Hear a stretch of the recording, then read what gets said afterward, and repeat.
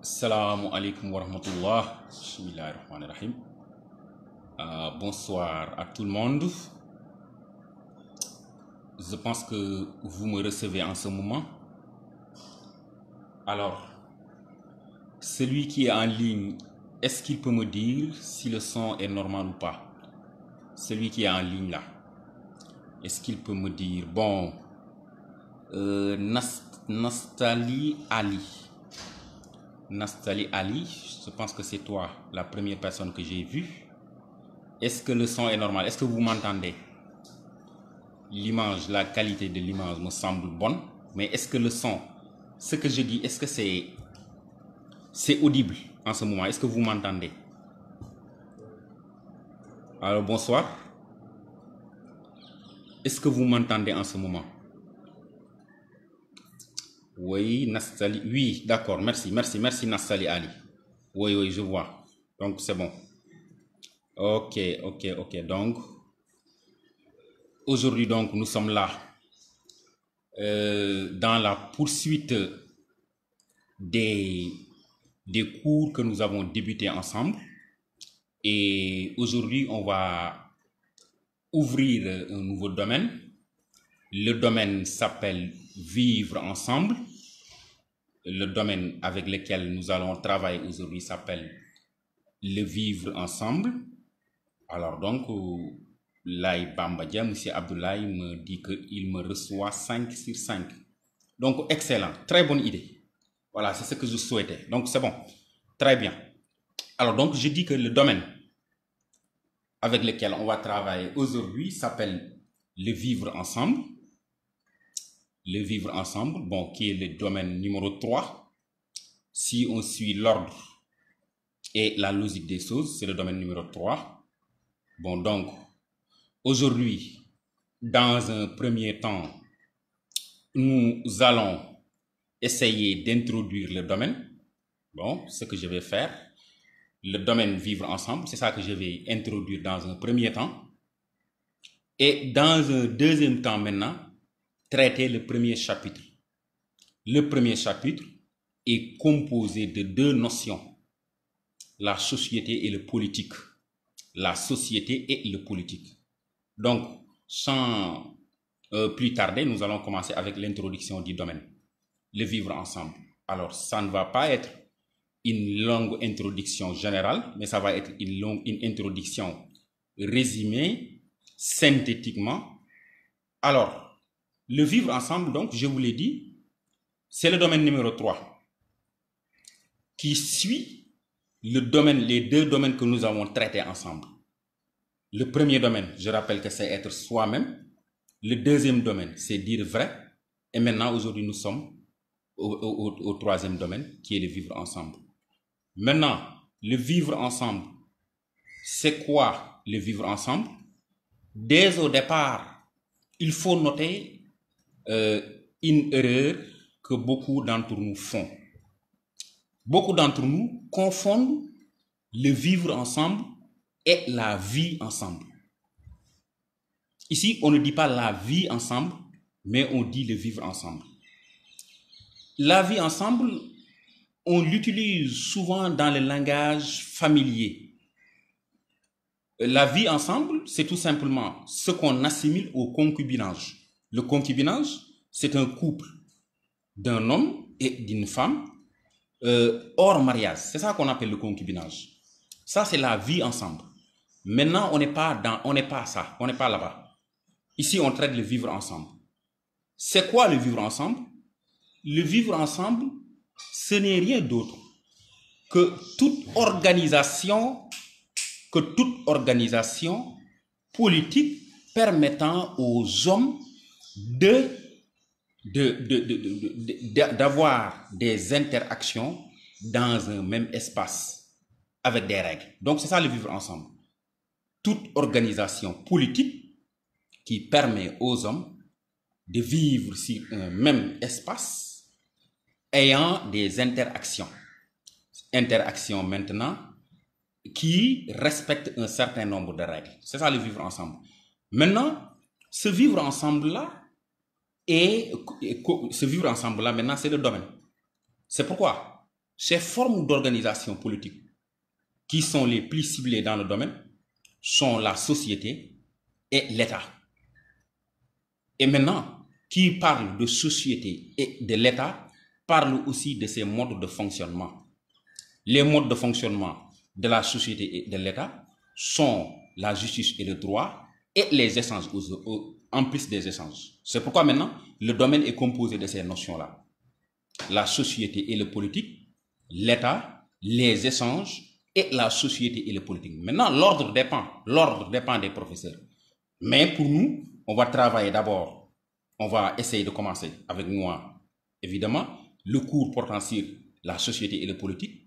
Maintenant, celui-là qui sera demain va travailler peut-être sur les essences. En tout cas, l'ordre dépend des choses, l'ordre dépend des professeurs. Donc, le vivre ensemble, c'est ça. Le vivre ensemble, donc, je répète, c'est tout simplement toute organisation ou bien tout système politique qui permettent aux hommes de vivre en communauté en respectant un certain nombre de règles. C'est ça le vivre ensemble. Et maintenant, c'est ça le vivre ensemble. Maintenant, dans le vivre ensemble, avec le vivre ensemble, les hommes sont capables d'effectuer des échanges et oui, de respecter des lois, de respecter aussi des normes, de respecter aussi des normes, etc. Donc, c'est ça le vivre ensemble en gros. Donc, le vivre ensemble, c'est ça. Maintenant, la première forme du vivre ensemble, c'est ça qui va nous intéresser. C'est-à-dire le premier cours, à savoir la société et le politique. Très bien. Maintenant, la société et le politique, c'est deux notions qui constituent ce domaine-là. La société et politique est constituée, le chapitre est constitué de deux notions. La société et le politique. La première notion, c'est la société.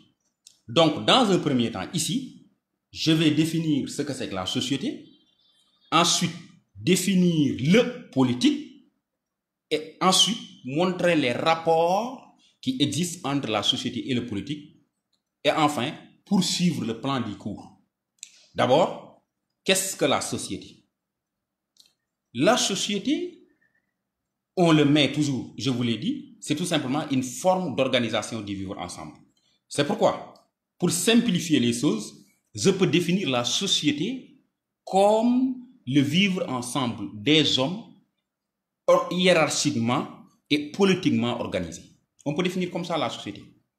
Maintenant, quand on parle de société, il faut qu'il y ait trois éléments nécessaires. Pour qu'une société soit société, il faut qu'il y ait trois éléments essentiels. Quels sont ces trois éléments-là? La société, c'est des hommes. Ensuite, c'est des normes. Ensuite, c'est un espace. Sans ça, il n'y a pas de société. Qu'est-ce que c'est que des hommes? Donc, quand on dit homme, on ne parle pas de l'animalité, on ne parle pas des bêtes, mais on parle de l'homme en tant qu'être humain. L'homme avec sa conscience, si vous voulez. Donc, la société est du domaine humain. Première chose, donc la société est du domaine humain. Donc, ensuite, il y a des normes. Qu'est-ce qu'une norme? Une norme, c'est une loi sociale, c'est-à-dire les règles de la société. Ensuite, il faut qu'il y ait un espace, c'est-à-dire un territoire. Un territoire qu'occupent ces hommes-là, qui respectent ces règles-là. C'est pourquoi on peut définir la société comme un ensemble d'hommes qui occupent un même territoire et qui respectent les mêmes normes. Donc ça, c'est une définition de la société. Donc ça, c'est une définition de la société. Donc la société, c'est un ensemble d'hommes qui occupent un même territoire et qui respectent les mêmes normes. Donc dans un premier temps, nous pouvons définir de cette manière-là la société. Alors maintenant, le politique. Donc on a défini la société, maintenant on va définir le politique. Le politique maintenant, c'est un terme polysémique. C'est un terme polysémique. C'est pourquoi, dès au départ, il faut qu'on note la différence qui existe entre le politique et la politique. Il y a une différence. C'est vrai que toutes ces deux notions-là font partie de ce cours, font partie du domaine. Mais ici, on n'a pas dit la politique, on a dit le politique. D'abord, qu'est-ce que la politique pour régler ce problème de la politique-là? La politique, ce n'est rien d'autre qu'un moyen qui permet, c'est-à-dire des méthodes, un système qui permet aux hommes de vivre en communauté. C'est ça la politique. C'est une science, si vous voulez. C'est même ce qui a donné naissance à cette science-là qu'on appelle science politique. C'est ça la politique. Maintenant, ici, le politique, c'est l'homme lui-même. Quand on dit le politique, c'est l'homme lui-même. L'homme en tant qu'être social. C'est ça le politique. Ou bien, on peut le définir d'une autre façon. On peut dire que le politique, c'est un mode d'être qui permet aux hommes de se perfectionner dans la collectivité ou bien en communauté. On peut le définir comme ça. Un mode d'être ou bien un mode d'existence humain permettant aux individus de se perfectionner dans la communauté ou bien en communauté ou bien dans la collectivité. Donc, vous voyez, donc le politique, donc, ce n'est rien d'autre que l'homme en tant qu'être social. Donc, vous voyez, définir, si vous regardez bien les définitions que j'ai données, j'ai dit la société, c'est un ensemble d'hommes qui occupent un même territoire et qui respectent les mêmes normes. Je répète que norme, c'est une règle sociale. Dans un second temps, je dis que le politique maintenant, c'est le mode d'être qui permet à l'homme de se perfectionner avec ses semblables, donc progressivement. Donc si vous voyez, ces deux définitions-là sont confondues. Quand on définit la société, en même temps, on parle du politique, le politique. Quand on définit aussi le politique aussi, on parle en même temps de la société. Ce qui veut dire que ces deux notions-là sont confondues. La société et le politique. Ce sont deux notions qui vont ensemble. Justement, maintenant donc, quand on dit le politique, c'est l'homme en tant qu'être social. Donc cela veut dire que, naturellement, c'est ça qu'il faut comprendre quand on dit l'homme en tant qu'être social. Cela veut dire que, naturellement, il y a quelque chose qui fait partie de l'homme. Et ce quelque chose-là qui fait partie de l'homme-là, c'est la société. C'est la société, ce qu'on appelle une civilité. C'est quelque chose qui fait partie de notre nature. On est né avec ça. Vous voyez? Donc, on ne peut pas, dans un premier temps. Ici, je suis en train maintenant de montrer le rapport qui existe entre la société et le politique. Donc, on ne peut pas séparer l'homme du politique. J'ai bien dit le politique. On ne peut pas séparer l'homme du politique. Ces deux choses-là sont liées. Parce que, je vous ai dit tout à l'heure, définir la société, c'est en même temps définir le politique. Définir le politique aussi, c'est en même temps définir la société. Donc, le politique fait partie intégrante de la nature humaine. Voyez? Donc, le politique fait partie de la nature intégrante de l'homme. Très bien. C'est pourquoi maintenant, si on se réfère à un penseur, comme Aristote, avec sa célèbre citation, qui dit que l'homme est un animal politique. C'est dans ce sens-là. Quand on utilise le terme animal en philosophie, on parle de la nature. On parle de ce qui est instinctif. On parle des pulsions. Donc, l'homme naît avec la société, avec lui. L'homme naît avec la société est en l'homme naturellement. C'est ce que je veux dire. La société appartient à l'homme naturellement. Voilà ce que je veux dire. Maintenant, pourquoi Aristote dit que l'homme est un animal politique ou bien la société est innée en l'homme? Ça qu'on va expliquer. Si on détaille ça, cela veut dire quoi? Cela veut dire que l'homme est né dans la société. Pourquoi l'homme est né dans la société? Tout homme qui naît d'un père et d'une mère. Donc, on a père, mère et fils. Si on a père, mère et fils, alors on a une famille. Dès qu'on a une famille, donc cela veut dire qu'il y avait un espace, il y avait des normes aussi. Donc l'homme naît dans la société. Il ne peut pas naître en dehors de la société. Donc il appartient, dès qu'il est né, il naît dans une société. Donc l'homme naît dans la société. Première chose. Et il grandit aussi dans la société parce qu'il va recevoir l'éducation, tout ce que vous voulez, le langage, la culture, le travail. Tout ça, il le reçoit avec ses semblables. Il va être éduqué par ses parents. Donc, l'homme naît dans la société, il grandit dans la société, il développe sa psychologie dans la société. Donc, première chose. Et aussi, il va mourir dans la société. Mais en plus de ça, il y a des choses qui font partie de l'homme qui lui permettent de développer cette société-là. Premièrement, l'homme, il est né dans la société, mais en lui, il a la possibilité l'homme a la possibilité d'évoluer numériquement la société par le biais de l'enfantement. C'est l'homme qui crée l'homme. C'est l'homme qui fait naître un homme. Oui, c'est par l'enfantement, l'homme fait, par le moyen de l'enfantement, l'homme fait évoluer la société numériquement. Un couple va engendrer un bébé, ce qui va augmenter le plan numérique de la société. Voyez? Deuxième chose aussi, l'homme a la possibilité avec sa conscience de développer économiquement la société. Voyez? L'homme construit des infrastructures, c'est-à-dire si vous voulez, des marchés, des routes, des ponts, des banques, etc. Donc, avec sa conscience, l'homme est capable d'évoluer, d'organiser économiquement la société. Il organise aussi, avec cette même conscience-là, politiquement la société. Parce que c'est l'homme qui dit que c'est celui-là qui doit être roi, c'est celui-là qui doit être chef d'État, celui-là qui doit être préfet, celui-là doit être gouverneur, celui-là doit être proviseur, celui-là doit être professeur, celui-là doit être médecin, etc., etc., etc. Donc, vous voyez, il a la possibilité, donc, politique, avec cette même conscience-là, d'organiser la société. Vous voyez, donc, l'homme, ensuite, il a la possibilité aussi, géographique, d'organiser la société. Il a la possibilité géographique aussi d'organiser la société en construisant, par exemple, il dit que là, il doit y avoir un lycée, là, il doit y avoir un stade, là, il doit y avoir un aéroport, là, il doit y avoir un marché, etc., etc., etc. Donc, vous voyez, voilà, c'est pour cette raison-là qu'Aristote dit que l'homme est un animal politique. Donc, pourquoi l'homme est un animal politique? Je répète, l'homme est un animal politique parce que tout simplement, il est né de la société, il va vivre dans la société et il va s'éduquer dans la société et il va mourir dans la société. Et il ne peut pas être en dehors de la société. Première chose. Deuxième chose, naturellement, avec sa biologie, si vous voulez, l'homme a le pouvoir de produire un autre homme comme lui, par le biais du mariage, si vous voulez, de l'enfantement. Dès lors, il augmente le nombre d'hommes de sa société.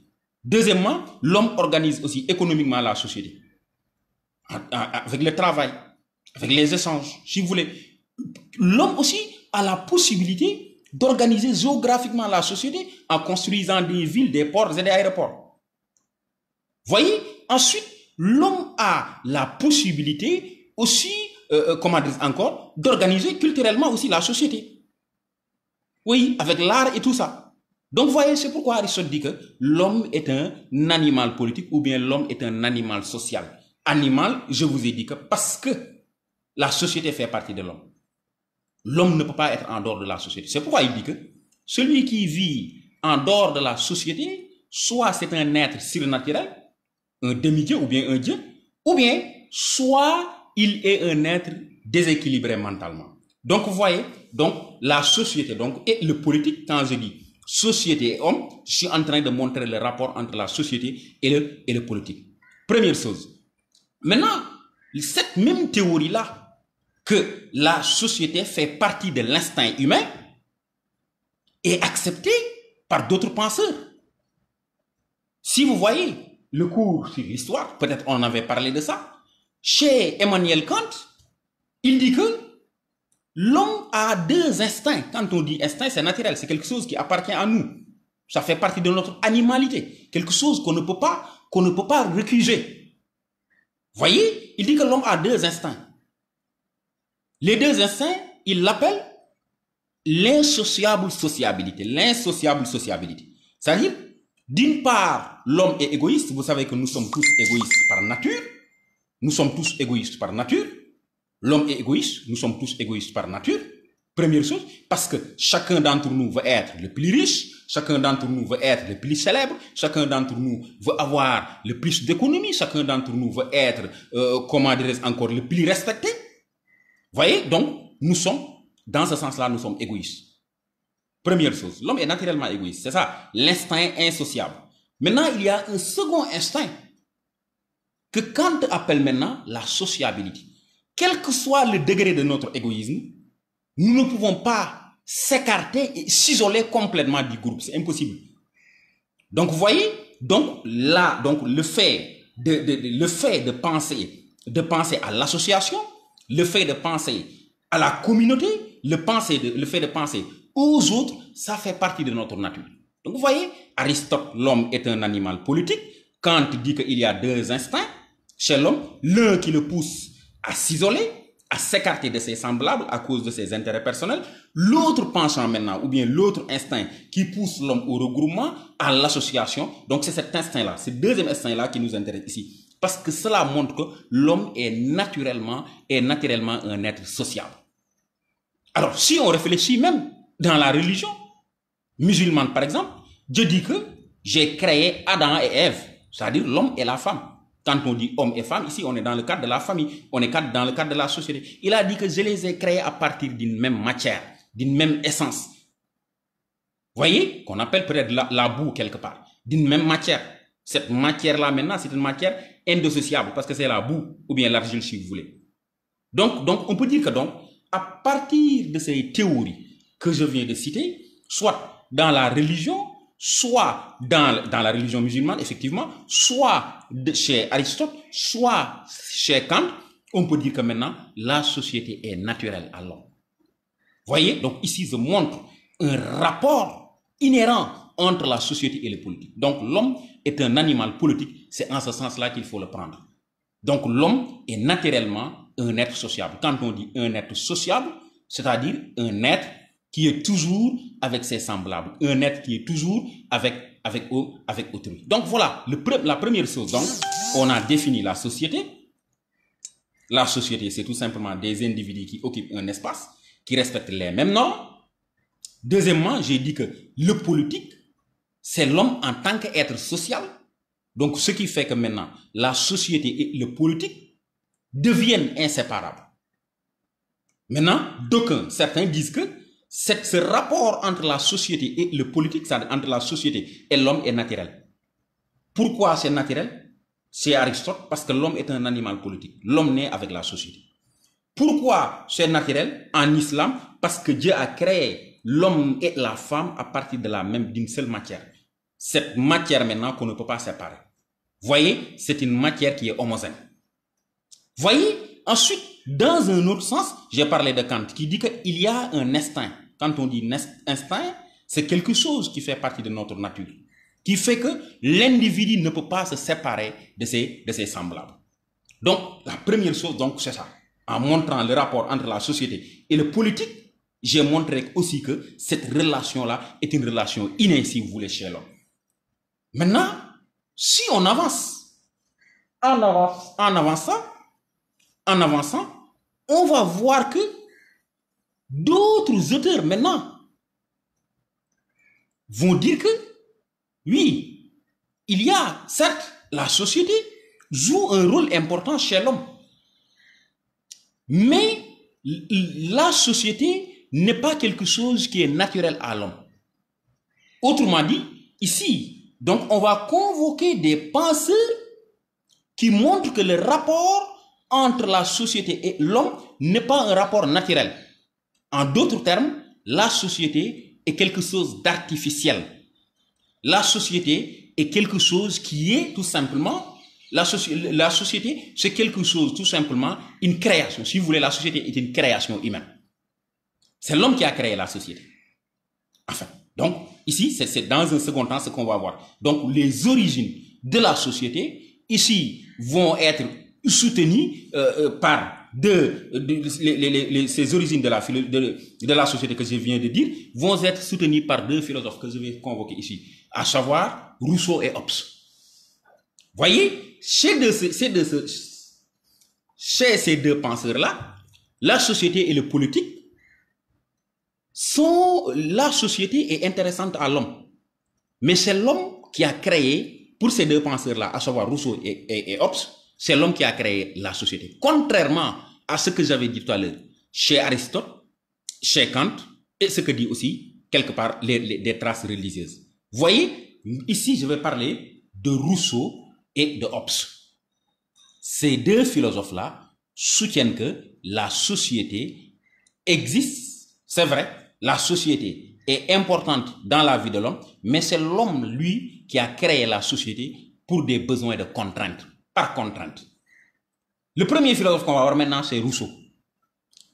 Donc, celui qui dit que, Rousseau, c'est avec Rousseau, celui qui dit que la société est créée par l'homme, cela veut dire que il y a un moment un moment où l'homme n'avait pas de société.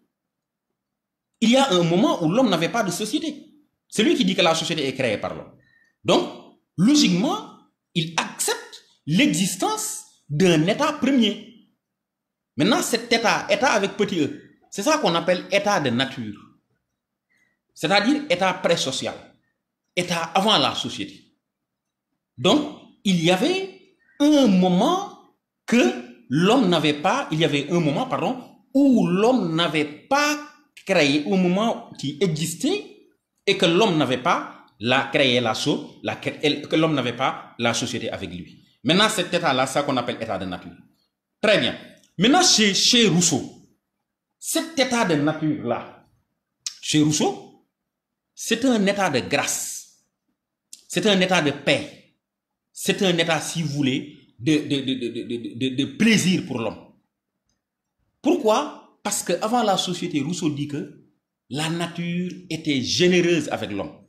Et la nature avait donné à l'homme tout ce dont il avait besoin pour vivre. Je vous l'avais donné la dernière fois. Il y avait les fruits, il y avait les légumes, il y avait des lacs, il y avait des rivières, le climat était bon. Ensuite, le nombre d'hommes sur terre n'était pas nombreux. Il y avait peu d'hommes sur terre. Voyez, les hommes vivaient isolément. Chacun satisfaisait ses besoins sans aucun problème, sans aucun souci. L'homme était comme dans un univers paradisiaque. L'homme comme si l'homme était dans un paradis. C'est ça l'état de l'avant-société. Chez Rousseau, pour l'homme, c'était ça. Pour Rousseau, avant la société, l'homme vivait dans ce plaisir-là. Parce que la nature avait gâté l'homme. Voilà le terme de Rousseau d'ailleurs. La nature avait gâté l'homme.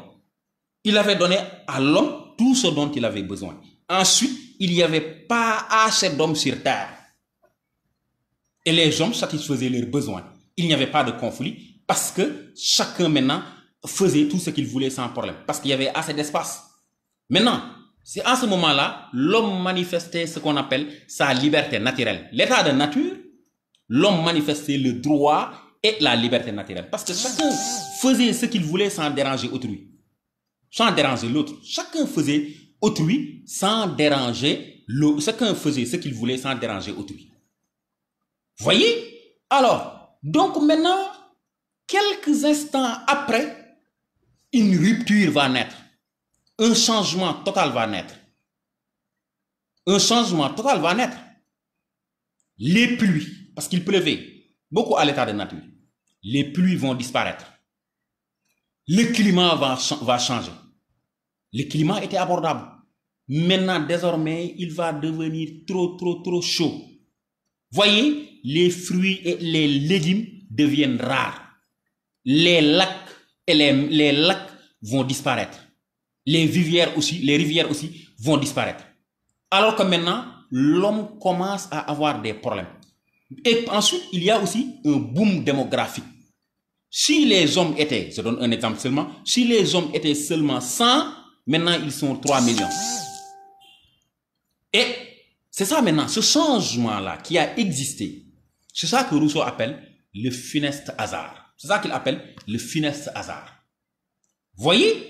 Alors, maintenant, l'homme donc va commencer à avoir des soucis, des difficultés qu'il n'a jamais connues.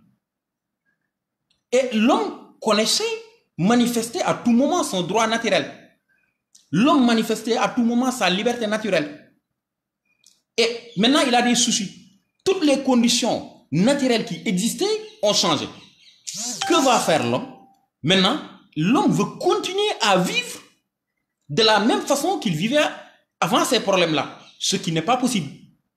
Parce que vous ne pouvez pas avoir l'espace que vous avez auparavant. Vous ne pouvez pas avoir aussi vivre de la même façon que vous vivez auparavant. Ce n'est plus possible. Parce que les choses vont changer. Voyez?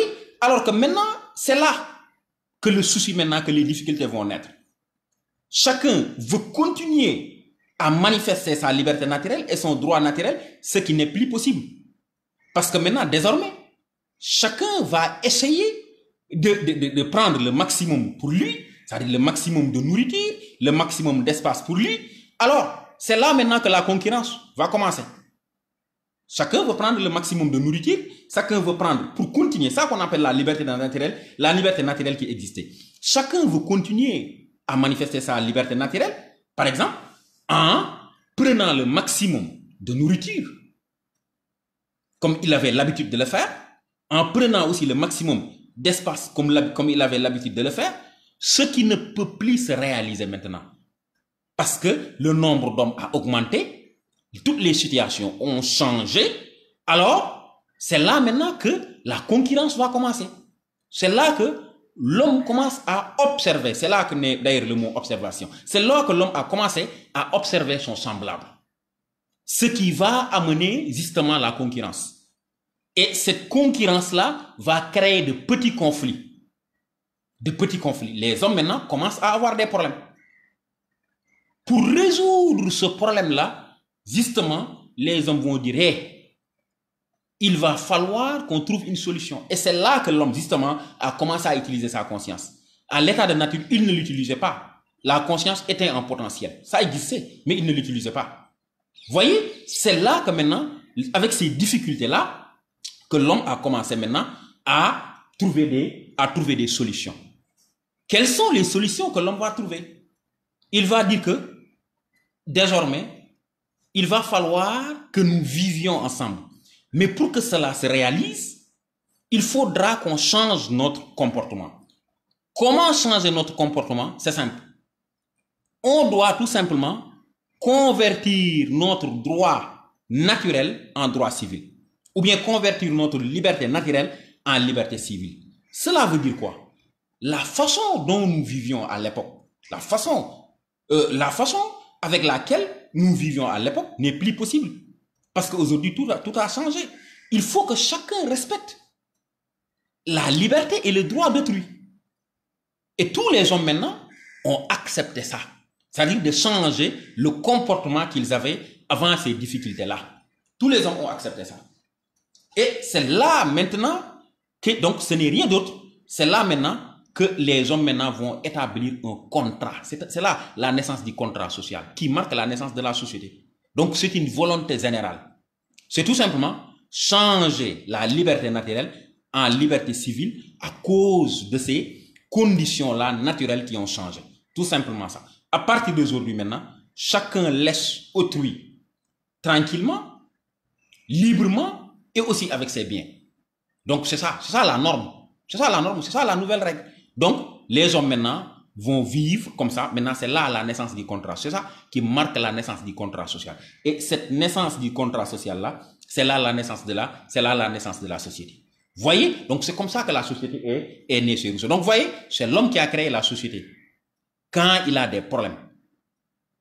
Vous voyez? À l'état de nature, quand on dit état de nature, je répète que c'est état avant la société. Un état avec petit e, pas état avec grand e. État avec grand e, c'est l'autre cours qui va venir. D'accord? Donc, état avec petit e. Donc, l'état nature, maintenant, les hommes maintenant ont établi des règles que chacun respecte son semblable, sans violer ses droits, sans violer aussi ses biens. Vous voyez? C'est là la naissance de la société. C'est Rousseau. Donc, vous voyez, maintenant, la société aura des conséquences. Plus ou moins néfastes, que vous avez vu peut-être dans le cours sur autrui. Rousseau dit donc, quand Rousseau dit que l'homme est né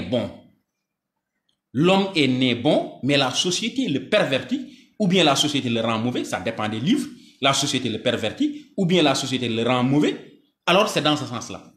Ce n'est pas l'homme qui est né du ventre de sa mère, ce que beaucoup pensent, ce n'est pas ça. Un bébé qui est né du ventre de sa mère ne peut pas être bon ou mauvais. Ça, c'est insensé. Quand Rousseau dit que l'homme naît bon, oui, parce qu'à l'état de nature, l'homme était bon. Parce qu'il n'avait pas de problème. Parce que tous les besoins étaient satisfaits. Voyez, la nature avait gâté l'homme.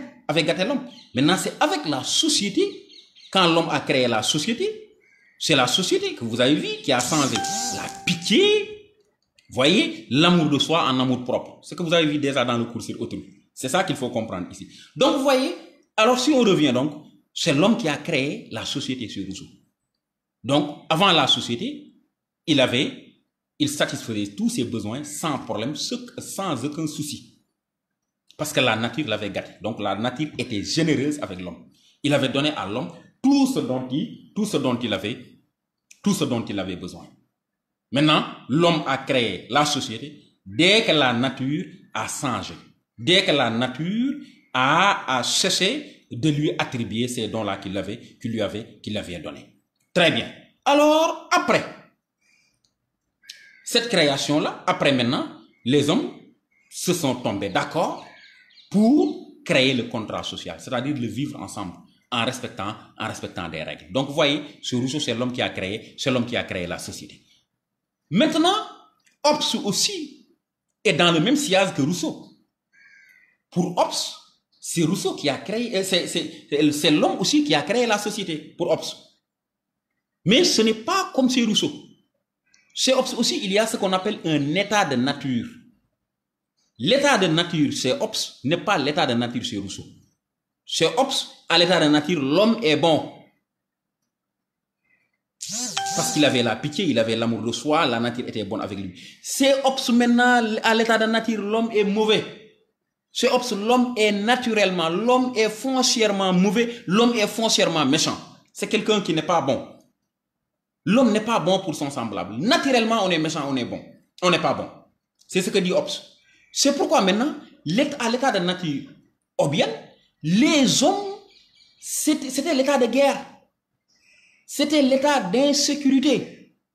Le plus faible tue à chaque fois le plus fort. Et les hommes mouraient comme des mousses tous les jours. Voyez, cet état-là marque vraiment la méchanceté. Est marqué par des conflits et des morts qui ne cessent jamais. Donc c'était un état d'insécurité. Cet état-là était caractérisé par la méchanceté humaine qui fait partie de sa nature. L'homme est loup pour l'homme. C'est ce que dit Hobbes. L'homme est loup pour l'homme. Quand on dit loup, parce que c'est un animal dangereux. C'est-à-dire l'homme n'aime pas son semblable. C'est tout simplement ce que ça veut dire. Donc à l'état de nature, l'homme était méchant. Et les hommes s'entretuaient. Et les hommes mouraient comme des mousses. Voyez, c'est comme ça que l'état de nature s'est déroulé sur Hobbes. Et les hommes continuaient à mourir.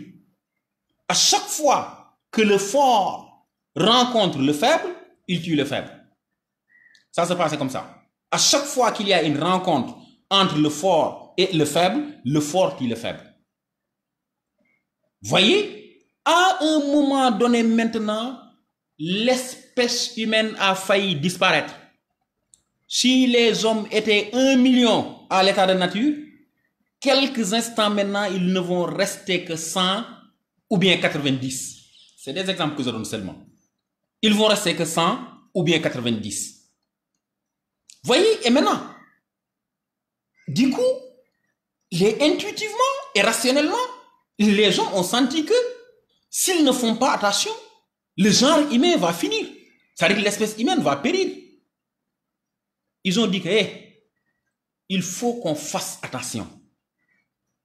Il faut qu'on arrête les tueries, il faut qu'on arrête la criminalité, il faut qu'on arrête les massacres entre nous.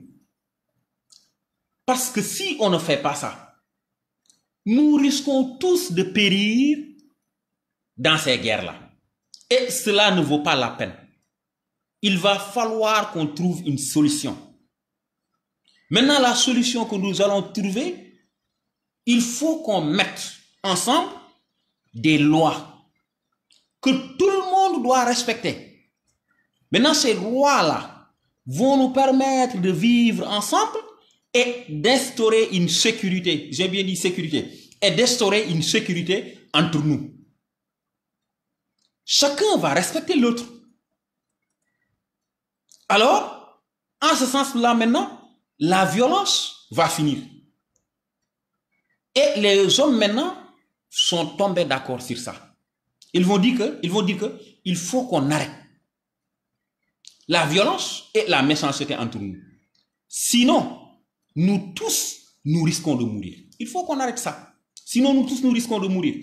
Alors, c'est là que maintenant, les lois qu'on va mettre en place chez Hobbes, ce n'est pas des lois qui sont des lois qui sont très faibles. Mais c'est des lois très sévères qui vont corriger l'individu qui viole la loi. Qui vont corriger, pas sévèrement, mais qui vont châtier, c'est-à-dire très sévère, qui vont châtier tout individu qui offense ou bien qui violente les droits de son semblable. Donc, les gens vont pactiser. C'est ça qu'on appelle maintenant le pacte social.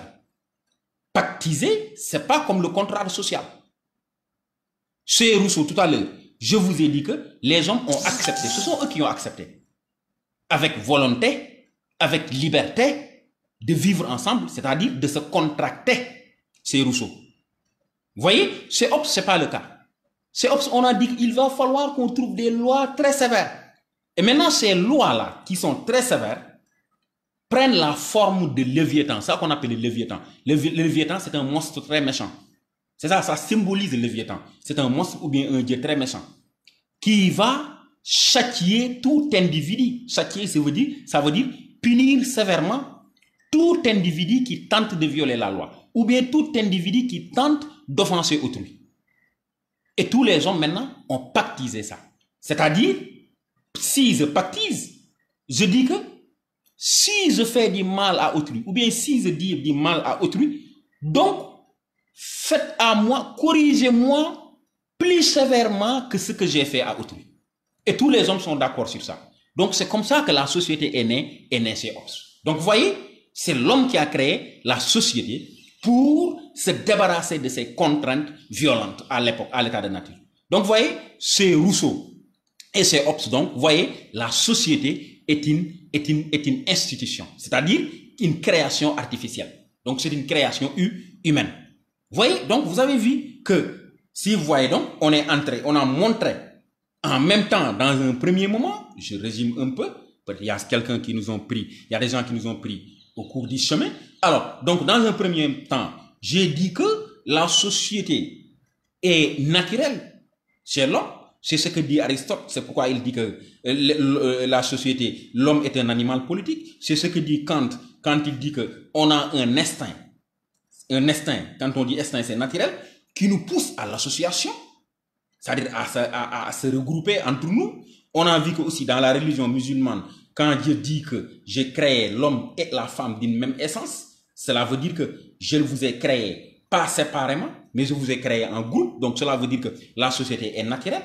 Alors, en plus de ça aussi, on vient de voir que c'est Rousseau et c'est Hobbes que c'est l'homme qui a créé la société. Maintenant, ce qu'il faut retenir avec ces deux penseurs-là, il faut retenir qu'il y a deux états. État de nature, état civil.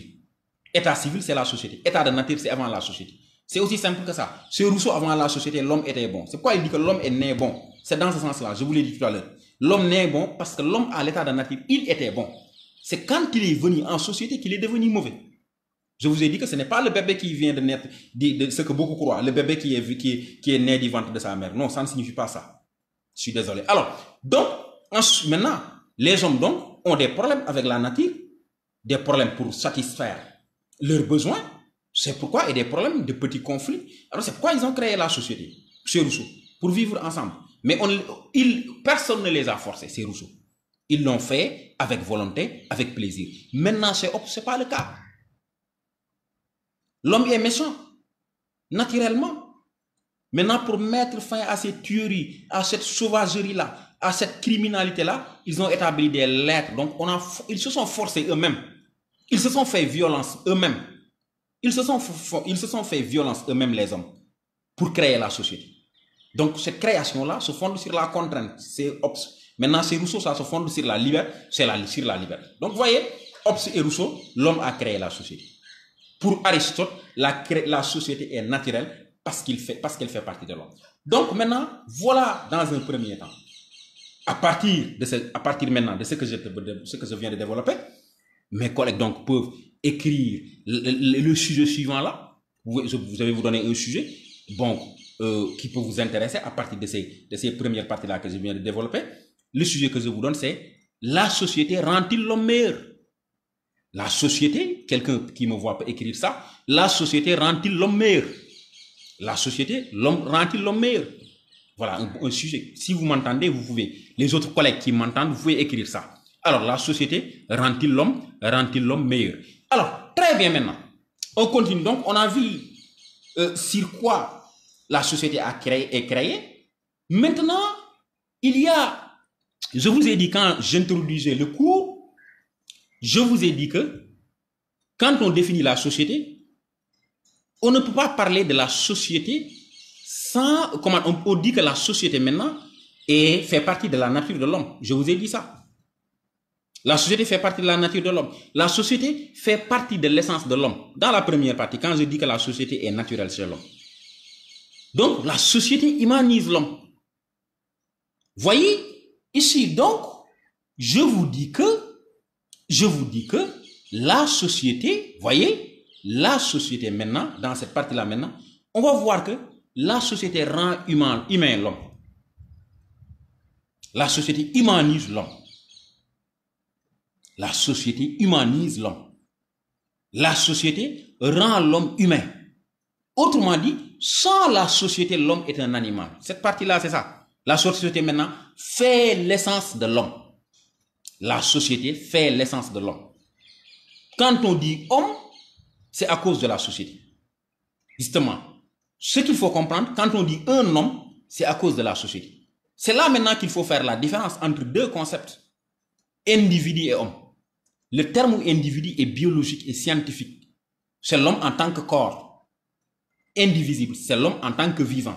C'est ça un individu. Maintenant, quand on dit un homme, c'est quelqu'un qui a une société. C'est quelqu'un qui a une culture. Parce que, quand on dit culture, donc parce que l'homme s'est civilisé. L'homme a, grâce à la société maintenant, l'homme a quitté le monde animal, comme l'état de nature, pour entrer maintenant dans le monde civilisé. C'est avec la société que l'homme est devenu un être civilisé. C'est avec la société maintenant que l'homme est devenu un être social. C'est avec la société que l'homme a une culture. C'est dans la société que l'homme apprend le langage. C'est dans la société que l'homme apprend le travail. C'est dans la société que l'homme apprend la religion. Voyez, donc on peut dire que c'est la société qui donne à l'homme un caractère humain. Sans la société, l'homme n'est rien du tout. Sans la société, l'homme est comme un animal. Et justement, pour justifier ça, on va convoquer des exemples qui montrent que sans la société, l'homme est un animal. L'homme n'est rien d'autre comme un animal. Il y a ce qu'on appelle les enfants sauvages. Ce qu'on appelle les enfants sauvages. Ils sont au nombre de 3. Victor, Amala et Kamala. Victor, Amala et Kamala. Ces 3 enfants-là, on les appelle des enfants sauvages. Pourquoi on les appelle des enfants sauvages?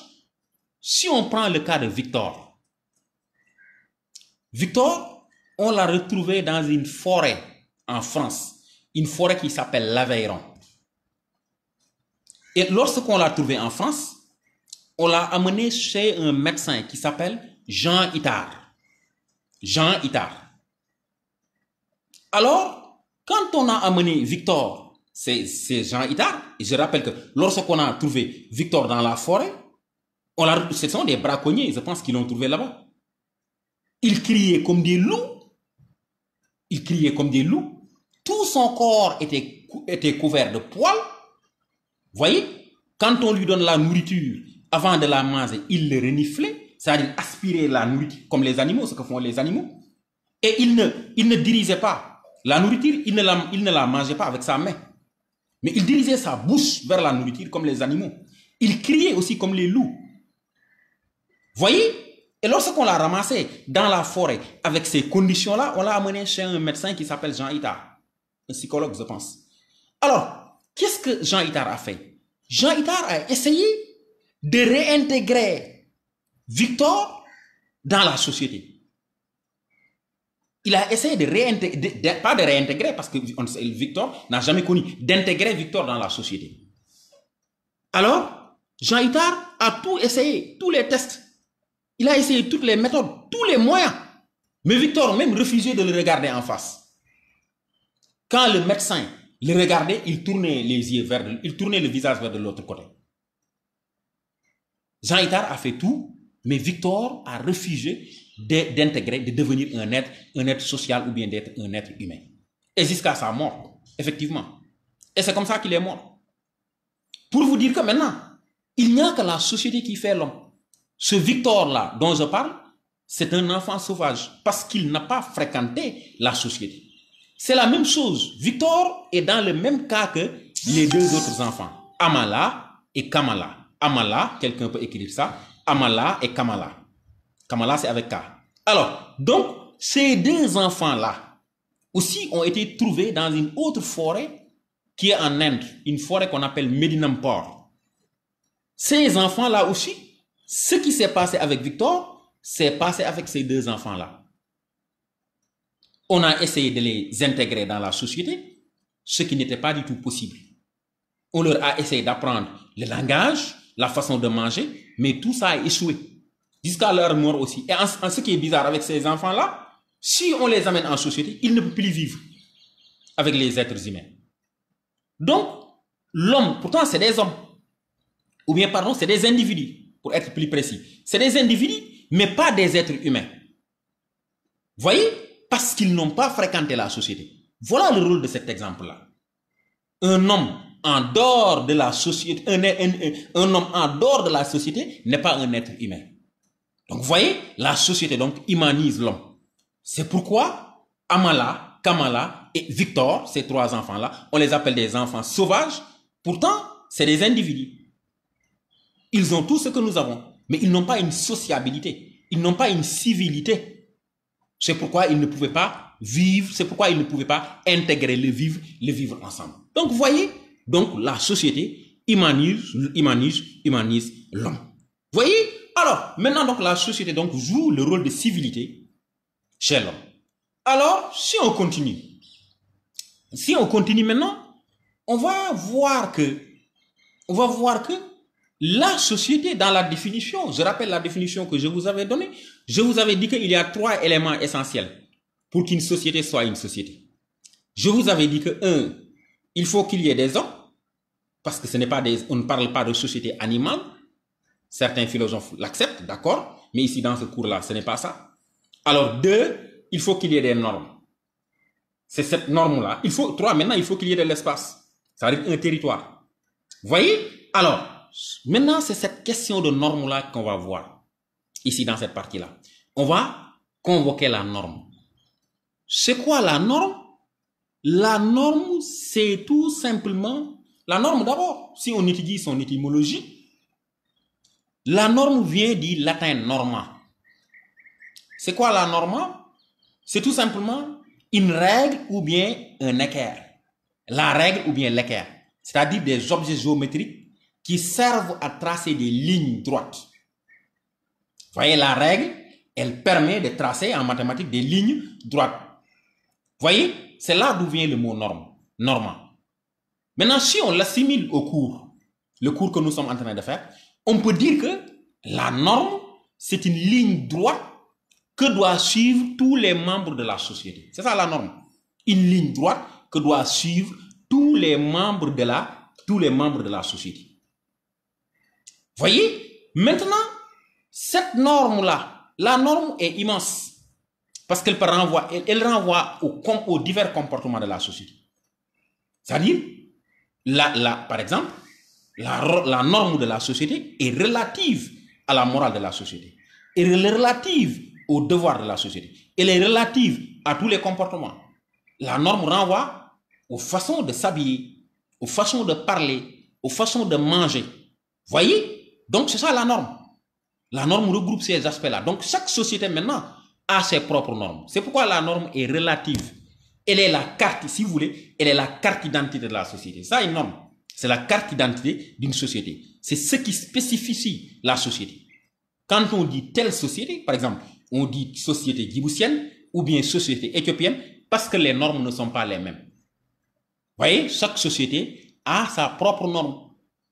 Et ces normes-là sont quelque chose maintenant peut être une norme ici, là où nous sommes, et être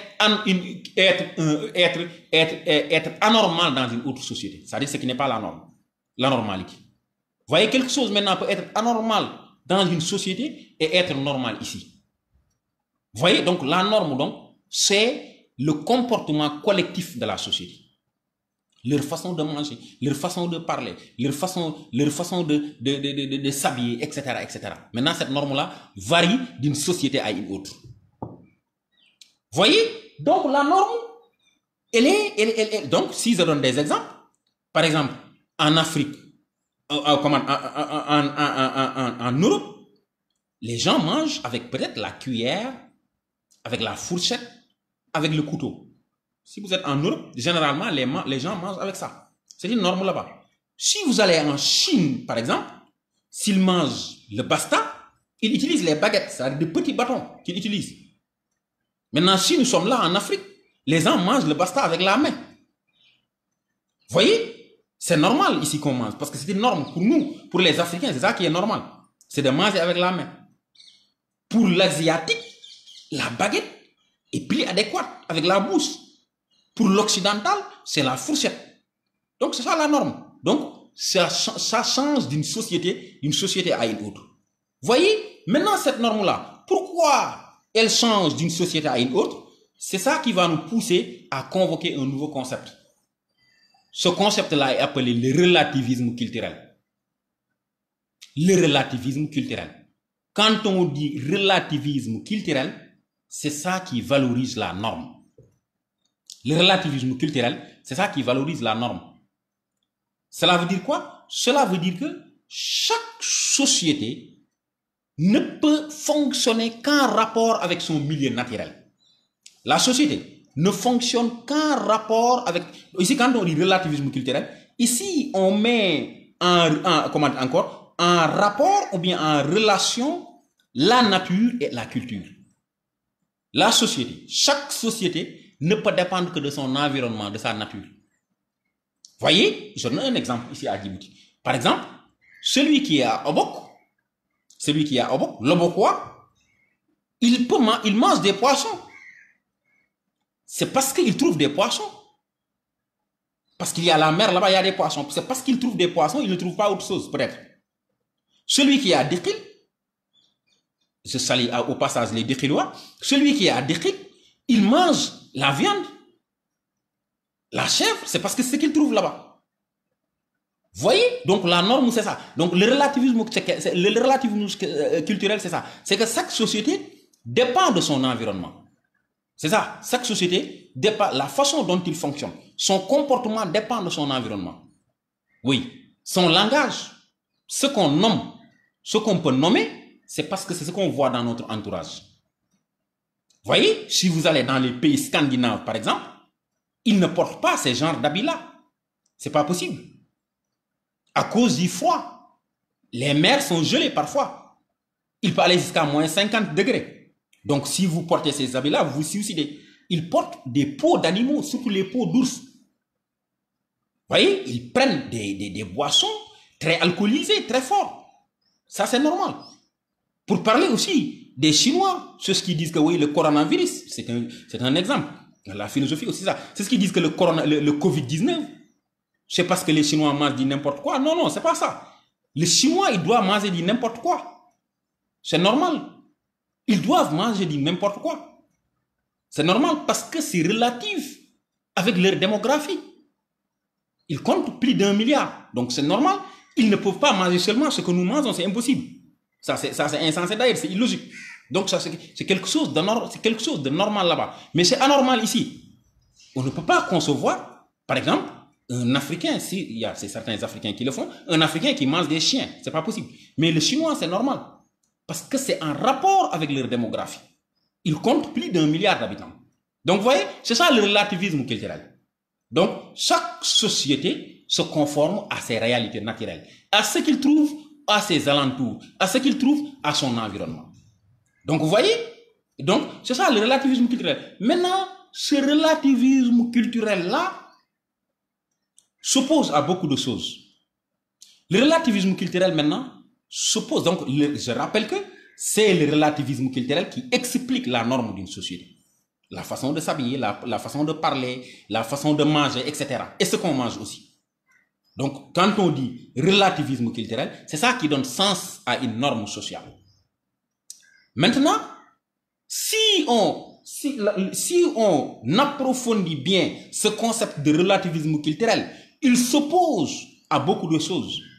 Le relativisme culturel s'oppose, par exemple, au tribalisme. Le tribalisme. Mais ici, je ne parle pas du tribalisme politique. Je parle du tribalisme culturel. Vous voyez, ça s'oppose au tribalisme. C'est-à-dire quelqu'un qui dit que oui, nous, notre tribu, par exemple, notre tribu Oromo, je donne l'exemple des Oromo, c'est un Oromo qui dit que oui, nous, notre tribu Oromo, c'est la meilleure des tribus du monde. Ça, c'est le tribalisme. Donc, celui-là n'a pas compris. Parce qu'il croit que tout simplement, il ignore le concept de relativisme culturel. Ce que j'ai dit tout à l'heure. Le relativisme culturel, il ne le sait pas. Parce que s'il savait le relativisme culturel, il n'allait pas dire ça. Parce qu'il va dire que... Je donne des exemples seulement. Parce qu'il dit que nous, en tant qu'Oromo, nous sommes meilleurs que les Chinois, parce que les Chinois mangent les chiens et les chats. Nous ne mangeons pas ça, nous mangeons seulement les chèvres. Non. Les Chinois, c'est normal, ce que j'ai expliqué tout à l'heure. Toi aussi, c'est normal, parce que c'est ce que tu trouves sur place. Donc, quelqu'un qui dit que ma tribu est la meilleure et supérieure aux autres tribus, alors il ignore ce concept de relativisme culturel. Le relativisme culturel aussi s'oppose au racisme. Quand on dit racisme, il y a le mot race. Celui qui dit que, bon, telle race est inférieure, par exemple, surtout les Occidentaux, qui disent que oui, la race blanche est supérieure à la race noire. Ça aussi, c'est un concept, parce qu'ils voient, ce n'est pas à cause de la couleur de la peau, mais à cause de notre culture, qu'ils nous minimisent. Qu'ils versent toutes les mauvaises choses, qu'ils versent toutes les mauvaises choses sur notre dos, qu'ils collent ça à notre dos. C'est à cause de notre culture. Cela veut dire que le blanc qui dit ça, l'européocentrisme, par exemple, un Européen qui dit ça, alors il n'a pas compris, il ignore le concept de relativisme culturel. Vous voyez? Donc, l'islamophobie aussi. Tout ça, l'islam, c'est-à-dire la haine de l'islam, tout ça s'oppose au relativisme culturel. Donc, le relativisme culturel, donc, c'est concevoir, comprendre que ma façon, ma société, les normes, c'est-à-dire les règles, quand on dit normes, c'est les règles de ma société. Et les comportements de notre société dépendent de notre milieu. Dépendent de notre environnement. L'autre aussi, son comportement social dépend de son milieu, ça dépend aussi de son environnement. C'est ça. Donc c'est pourquoi le tribalisme ou bien l'ethnocentrisme, c'est à peu près la même chose. Ethnocentrisme, c'est celui qui dit que mon ethnie est, par exemple, moi je suis dire que mon ethnie est la meilleure des ethnies. Ça aussi c'est insensé. Donc vous voyez, le relativisme culturel, c'est ça. Comprendre que, donc il faut retenir surtout ce terme-là, le relativisme culturel. Donc c'est la culture est relative, c'est ce que ça signifie. Mais ici, il faut prendre en considération le milieu et la nature. Le langage dépend de ma nature. La façon de s'habiller dépend de ma nature. La façon de parler dépend de... etc., etc. Donc, vous voyez, donc le relativisme culturel maintenant, c'est ça qui donne forme à la norme. Et la norme maintenant, je vous ai dit qu'elle est vague. Ça concerne la façon, comment encore, les façons de s'habiller, les façons de manger, ce que l'on mange. Vous voyez la morale, qu'est-ce qui est bien, qu'est-ce qui est mauvais. Est-ce que vous voyez la façon de travailler, etc. La norme est aléatoire. Les coutumes, les traditions, vous voyez, tout ça font partie de la norme. C'est toutes les règles, le comportement collectif de la société. Et c'est à partir, maintenant, c'est cette norme-là, justement, qui donne identité à une société. C'est là qu'on parle d'identité sociale. L'identité d'une société, c'est la norme qui permet de dire que voilà l'identité d'une société. Vous voyez? Alors maintenant, à côté de maintenant, la norme doit être respectée par tous les membres de la société. La norme n'est pas écrite, c'est pas comme le droit. Ce qui fait la différence entre la norme et la loi juridique, c'est quoi? C'est que la norme est intelligible. On le reçoit depuis notre enfance. C'est inculqué en nous depuis notre enfance. Dans la société dans laquelle nous appartenons. C'est ça la norme. Donc c'est intelligible. Maintenant, le droit, maintenant, l'article, il est écrit. Un article est écrit. Une loi est écrite dans le code pénal, ou bien dans les autres codes, ou bien dans la Constitution. C'est ça le droit. C'est ça la loi. Ici, quand on dit loi sociale, c'est la norme, c'est vrai, mais elle n'est pas écrite. Nous la sentons Et nous nous manifestons partout avec la norme sociale. Par exemple, une fille djiboutienne, quand elle sort de ses ailes, immédiatement elle porte un foulard. Elle porte un foulard, comment encore, elle va se voiler. Ça c'est norme, mais on ne l'a pas écrit quelque part. Non, si vous ne respectez pas la norme, alors là, vous serez sanctionné par la société. C'est pas la prison.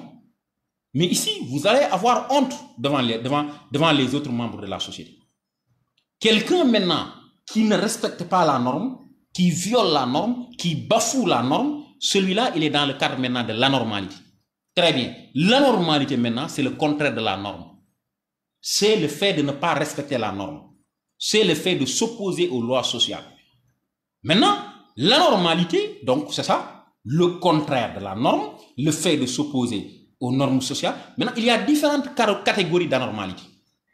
On peut nommer plusieurs formes d'anormalité.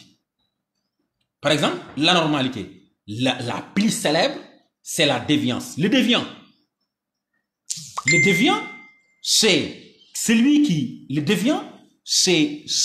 qui, comment dire encore, le déviant, c'est celui qui s'oppose aux normes de sa société.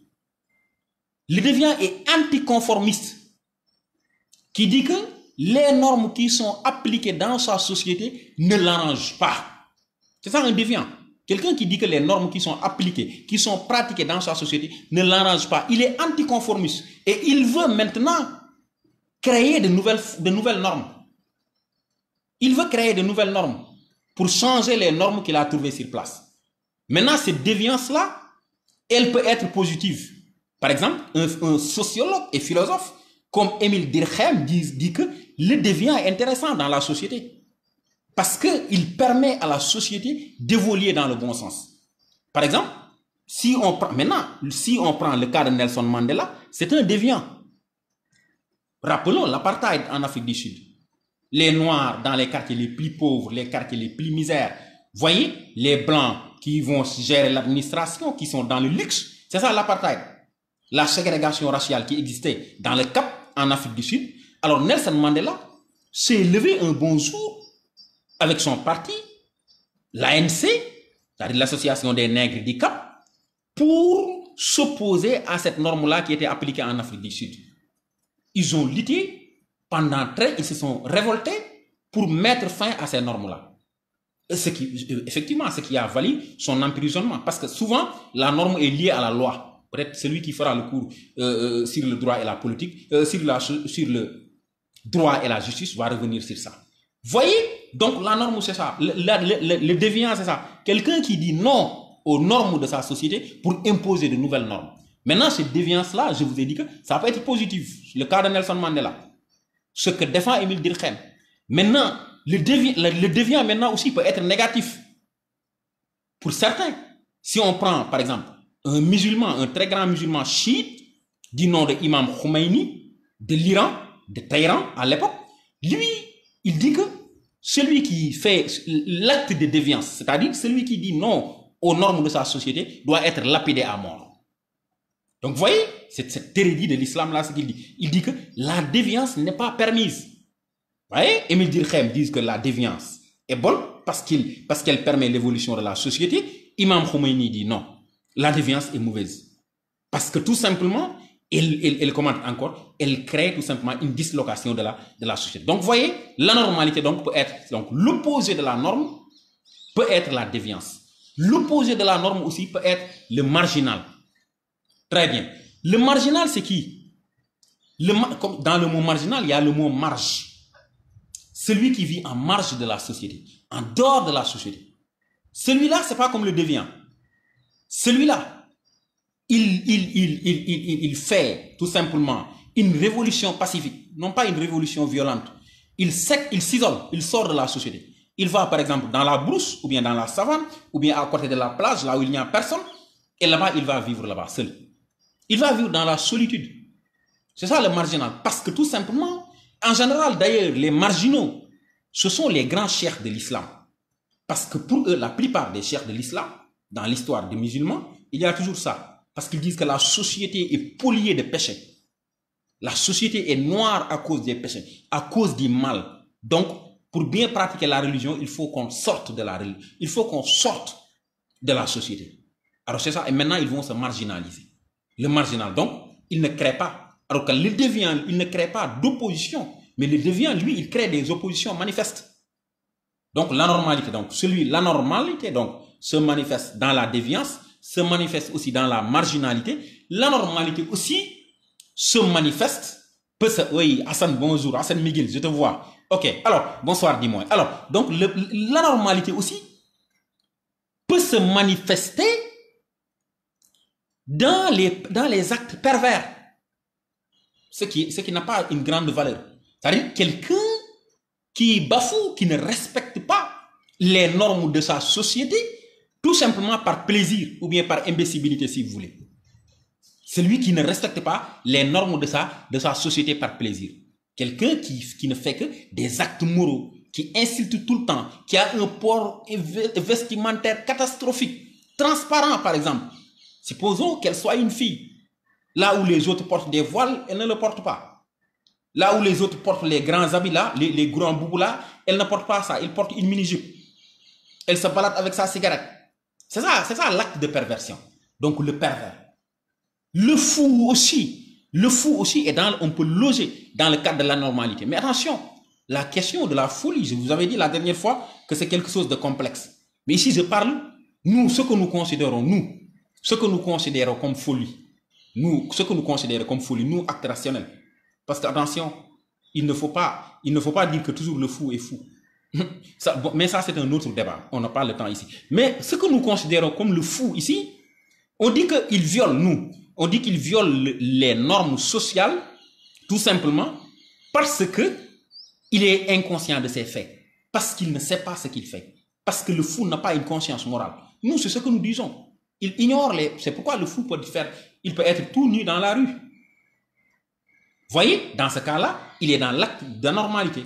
C'est pourquoi dans une société, alors le fou est considéré dans le cadre de la normalité. Donc, vous voyez, le déviant, le fou, le marginal, le pervers, ça, c'est ce qui s'oppose aux normes de la société. Pour le déviant, j'ai dit que ça peut être un avantage, comme ça peut être un inconvénient. Alors, donc, voilà en gros, parce qu'il est l'heure qu'on m'a donné, c'est vrai que le cours n'est pas, je ne sais pas entrer dans beaucoup, mais ce n'est pas grave dans tous les cas, mais j'ai dépassé l'heure. Alors, je vous remercie. Maintenant, je vais publier quelques sujets. Alors, il y aura en tout cas on m'a dit de vous passer cette information-là, il y aura des cours de méthodologie. Quand on aura fini les domaines-là, il y aura des cours de méthodologie. Alors, il y aura des dissertations qui seront traitées. Alors, je pense que là-bas, c'est plus important. Donc, voilà le cours. Ce que j'ai dit, je répète ça, dans 2000, dans un premier temps, j'ai défini, n'oubliez pas que je vais définir le domaine au départ, le vivre ensemble. Dans un premier temps, j'ai défini la société. Dans un second temps, j'ai défini le politique et j'ai montré le rapport qui existe entre la société et le politique. Et j'ai dit que ce rapport-là est naturel. Et j'avais convoqué Aristote, j'avais convoqué Emmanuel Kant, j'avais convoqué aussi des théories religieuses. Maintenant, dans un second temps, j'ai montré que la société est artificielle. Certes, elle est bonne pour l'homme, mais elle est artificielle. Et j'ai convoqué deux auteurs très célèbres, à savoir Hobbes et Rousseau, ou bien Rousseau et Hobbes, qui disent qu'il y a un avant-société et il y a la naissance de la société. L'avant-société, c'est l'état de nature qui est un bon état pour Rousseau, voyez, et l'avant-société maintenant, qui est un mauvais état pour Hobbes, parce que c'était un état de guerre, de conflit, alors que chez Rousseau, l'homme était bon, l'homme n'est bon, c'est ça? À l'état de nature, l'homme était bon, parce que la nature lui avait tout donné. Donc, ensuite, quand les hommes se sont confrontés à des problèmes, soit c'est Rousseau, soit c'est Hobbes, à l'état de nature, c'est à partir de cela, à partir de ce moment-là, maintenant que les hommes ont créé la société. Ensuite, j'ai montré le rôle de civilisation. Comment la société civilise l'homme? Parce que c'est dans la société que l'homme reçoit son éducation, que l'homme apprend le travail, que l'homme apprend l'art, le langage, que l'homme apprend tout simplement tout ce qui est civilisation. Et c'est à partir de là que maintenant, l'homme devient un être humain. Sans société, l'homme, on peut dire que c'est un individu. Et je dis que le terme individu, je répète ça, c'est un terme scientifique. C'est un terme qu'on utilise dans la biologie. Là, c'est de la biologie parce qu'on parle du corps humain. Mais quand on dit homme, c'est parce que l'homme a déjà une société. Il a un individu qui a une société, qui a une culture. Là, on dit homme. Voyez? Alors, et maintenant, c'est dans ce sillage-là que j'avais convoqué justement les enfants sauvages. Pour vous dire que c'est des sauvages parce qu'ils n'ont pas de société. Les trois que j'avais cités, je rappelle, c'est Amala, Kamala et Victor. Ensuite, maintenant, j'ai montré aussi, enfin, la notion de norme. La norme, c'est-à-dire les règles, l'ensemble des règles de chaque société. Ça, la norme. L'ensemble des règles de chaque société. Vous voyez, maintenant, ces normes-là varient d'une société à une autre. Vous voyez, maintenant, dans certains cas, maintenant, la norme peut être bafouée, c'est-à-dire violée. Et ça qu'on appelle l'anormalité.